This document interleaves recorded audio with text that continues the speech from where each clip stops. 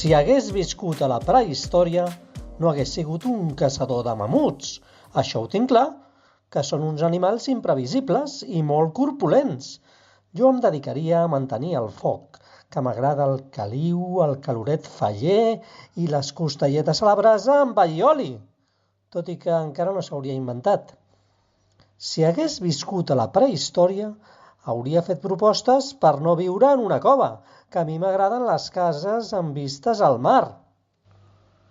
Si hagués viscut a la prehistòria, els posaria tots a cantar, en una mena de coral, que hagués estat ben tip de sentir grunys i crits.